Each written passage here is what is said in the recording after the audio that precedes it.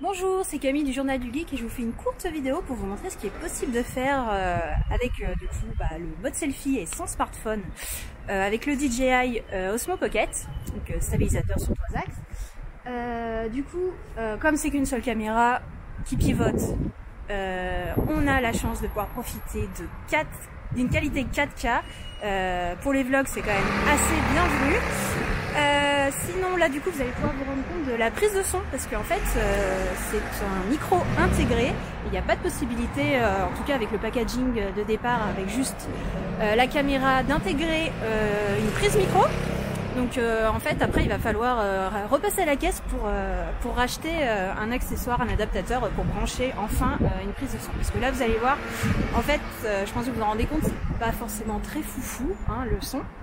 Après pour de l'appoint c'est carrément utilisable, c'est pas non plus tout n'est pas à jeter non plus.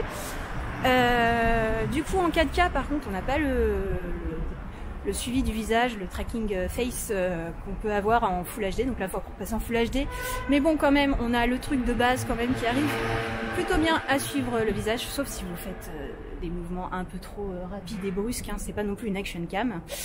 Comme les GoPro par exemple. Bon, on a toujours là vous voyez le petit souci avec la gamme dynamique hein, qui souffre donc de surexposition ou de sous-exposition avec des forts contrastes. Sinon, qu'est-ce que je voulais dire, donc la qualité est quand même super bonne. Mais le petit souci c'est que du coup on n'a pas vraiment de choix en fait pour la prise de vue pour le champ. On a du 26 mm et un degré de, enfin 80 degrés quoi de prise de vue. Du coup ce qui fait qu'on a un rendu assez un peu trop proche du visage je trouve, et du coup on aurait bien aimé avoir la possibilité d'utiliser un grand angle, en tout cas un angle un peu plus un peu moins serré et du coup pour montrer un peu son environnement et tout ça et pouvoir créer un peu plus de contenu diversifié. Donc voilà, c'est à peu près tout ce que je voulais vous dire. Je vais me rapprocher de la rue pour que vous voyez aussi la prise de son et je vais basculer de l'autre côté. Ce qui est super pratique, c'est que sans ton téléphone, tu peux avec l'écran tactile basculer rapidement. Voilà. On va passer un petit peu dans la rue, voir un peu avec les voitures, tout ça. Il y a quand même une réduction de bruit. Hein, tac. Et en plus, avec l'écran, on peut faire monter et descendre la nacelle. Ce qui est assez pratique. On peut pas aller sur la gauche ou la droite par contre, mais... Voilà, donc le but c'est aussi de pas utiliser son smartphone pour pas...